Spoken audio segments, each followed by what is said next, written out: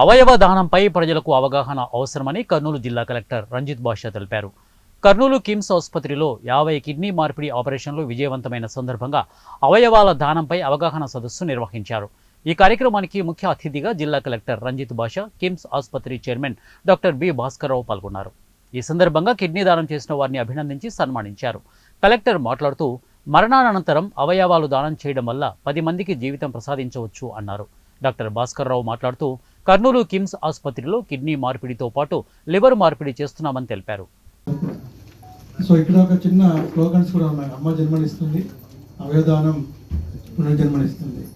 So అలాగే మీ చివరి శ్వాస తర్వాత కూడా చాలామందికి మీరు శ్వాస కల్పించే అవకాశం ఉంటుంది. సో ఇవన్నీ కూడా అవయవదానం యొక్క ఇంపార్టెన్స్ని మనందరికీ చెప్తాయి.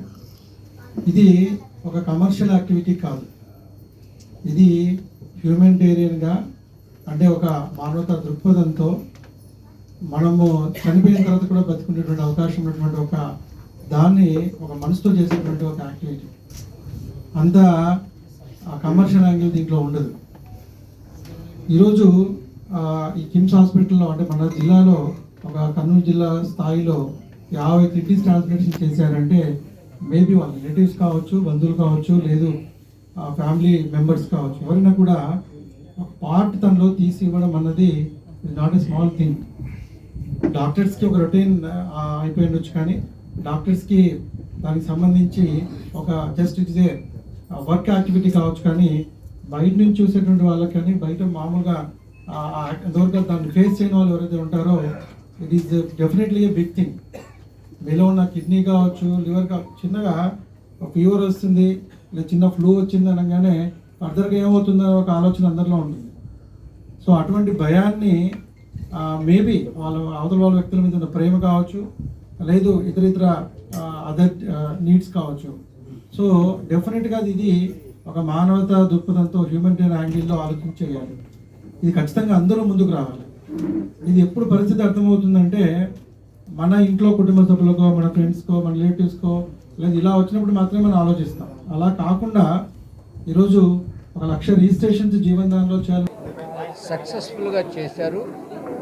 అదేవిధంగా ఈ రోజు నుంచి లివర్ ట్రాన్స్ప్లాంట్ ప్రోగ్రాం కూడా ఇక్కడ చేస్తున్నాము. దీనికి కారణంగా మనం ఒక అవేర్నెస్ పబ్లిక్లో క్రియేట్ చేయాలనే ఉద్దేశంతో ఈ ఫంక్షన్ పెట్టాము.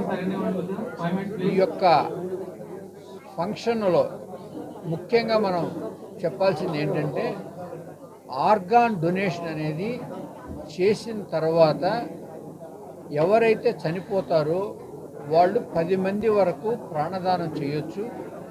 మనలో ఉన్న ఆర్గాన్లో 2 కిడ్నీలు, 1 లివరు, 2 కళ్ళు, ప్యాంక్రియాసు, కిడ్నీస్ 2, స్కిన్ను, ఇవి హార్టు, 2 లంగ్స్, ఇవన్నిటిని కూడా మనం వేరే అవసరమైన బాధపడుతున్న వాళ్ళందరికీ కూడా వీటిల్ని అమర్చి వాళ్ళ లైఫ్, వాళ్ళ ఫ్యామిలీలో సంతోషాన్ని మనం కలగజేయచ్చు.